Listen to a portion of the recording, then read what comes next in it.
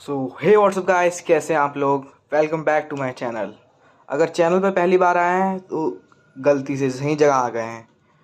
Title देखा कि इस बुक को लेना है, SKC का फिजिक्स क्रश बाय सलीम भैया, क्लास 11th। टाइटल देख के समझ नहीं आ रहा है लें कि ना लें इस बुक को, तो आज उसी के बारे में हम डिटेल रिव्यू में बताएंगे। तो चलिए शुरू करते हैं। सबसे पहले मेरे को रिसीव हुई आज ये बुक। कुछ ऐसी बुक है, सामने से फ्रंट व्यू, बैक में ऐसी है। आपको अगर इसकी मेज़रमेंट्स बताऊं तो मेज़रमेंट्स है, तो गाइस इसकी मेज़रमेंट्स है, देखो सबसे नीचे से कर रहे हैं हम। और ये कहाँ आई, 28 सेंटीमीटर, 30 सेंटीमीटर की स्केल है। 28 लेंथ है इसकी, ब्रेड्थ है इसकी चौड़ाई लगभग 22 सेंटीमीटर। तो L/B कर लेना, देख लेना। अच्छी खासी बड़ी बुक है ये। अगर एक नॉर्मल 30 सेंटीमीटर स्केल रखें तो अच्छी खासी बड़ी बुक है। मैंने एक्सपेक्ट नहीं किया था कि सर इतनी अच्छी और बड़ी बुक देंगे। तो ज़्यादा फालतू बात करने से अच्छा सबसे पहले देख लेते हैं। इसकी पीछे बुक में लिखा है 599, पर ये मेरे को अमेज़ॉन में मिली है 449, यानी 450 रुपीज़ की ये। फिर 50 रुपीज़ मेरे को कैश ऑन डिलीवरी और 40 रुपीज़, ऐसा 40 रुपीज़ क्या बोलते हैं कोरियर का, और 7 रुपये कैश ऑन डिलीवरी का, तो मिला के 50 रुपये। तो 450 और 50, तो 500 रुपये घर में आते हुए।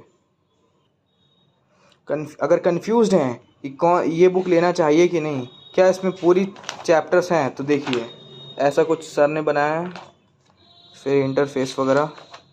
बाद फिर देखो सबसे पहले चैप्टर्स हैं, कंटेंट्स देख लो आप। अब इस कंटेंट्स को हम कंपेयर करेंगे हमारी NCERT की फ़िज़िक्स बुक से। तो मेरे बहुत से भाई लोग को ये समझ नहीं आता है कि ये देखो NCERT में तो पहला यूनिट्स है, मेजरमेंट्स है, दूसरा तो मोशन स्ट्रेट लाइन, तीसरा प्लेन में, ये वेक्टर काइनेमेटिक्स, ये सब क्या लिखा है। फिर हाँ चलो न्यूटन्स लॉ ऑफ मोशन तो पढ़ता है, चौथा चैप्टर। फिर सर्कुलर मोशन क्या आ गया, तो फिफ्थ वर्क एंड एनर्जी, ये सब क्या लिखा है। तो ये है ब्रेक डाउन तरीके से जो हमारी इस NCERT में लिखे रहता है, वो है बच्चों का तरीका, 11th के बच्चों के तरीके से। यानी 10th से जब एक बच्चा आएगा 11th में तो उसके लिए ऐसे लिखे रहता है। और ये है JEE के तरीके से लिखा हुआ चैप्टर्स अच्छे से। देखो चैप्टर्स है कि यूनिट्स है, measurement, unit and measurement, motion in a straight line, उसी को वेक्टर बोलते हैं, और थोड़ा सा इसमें से लेंगे काइनेमेटिक्स से, तो ये दोनों चैप्टर। फिर kinematics, motion in a plane, वही ये दोनों चैप्टर को पढ़ेंगे तो ये दोनों चैप्टर हो जाएगा। फिर laws of motion, Newton laws of motion and friction, circular motion इसी में आ जाता है। उसके बाद फिर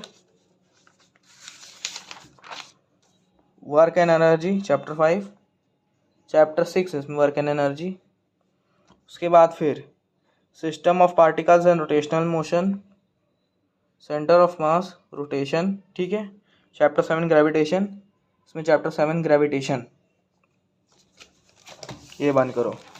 ये बहुत बड़ा चीज़ है जो कई लोग पूछते रह जाते हैं एक दूसरे पर, कोई बताता नहीं है। तो मैं सोचा कि क्यों ना मैं अपने चैनल पे ही कवर कर लूँ। बाकी चीज़ें तो बहुत तरह तरह की लोग बातें करेंगे लेकिन कोई कुछ बताएगा नहीं।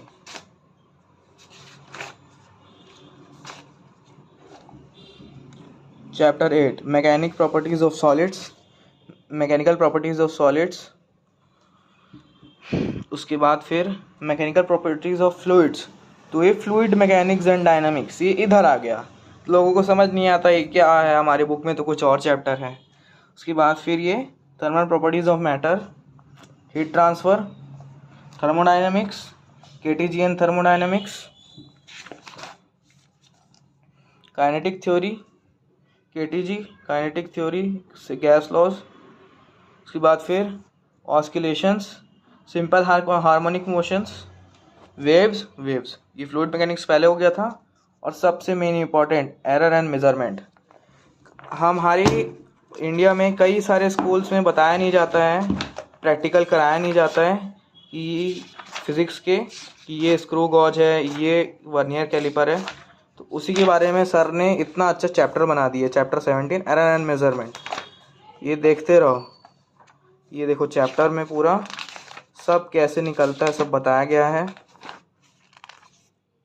ये देखो, ये होता है वर्नियर कैलिपर, स्क्रू गॉज वगैरह वगैरह सब रहता है इसमें। तो यही सर ने बताया इतने अच्छे इंटरेस्टिंग वे पे, और मीम वाले सब चीज़ें हैं इसमें।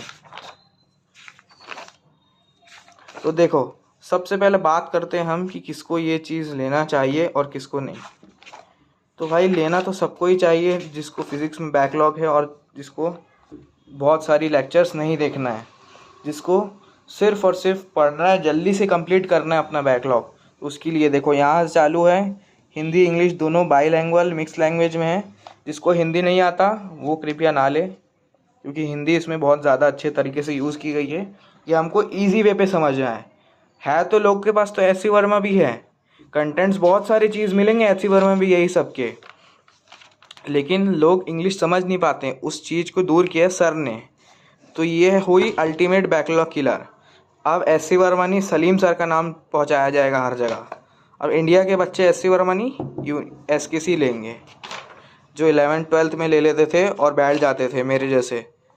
मैंने कोई ढंग से पढ़ाई नहीं की एस सी वर्मा से, लेकिन मैंने ये इसलिए मंगाई क्योंकि दोनों लैंग्वेज में है, हिंदी इंग्लिश दोनों में है, तो उससे समझ में आएगा।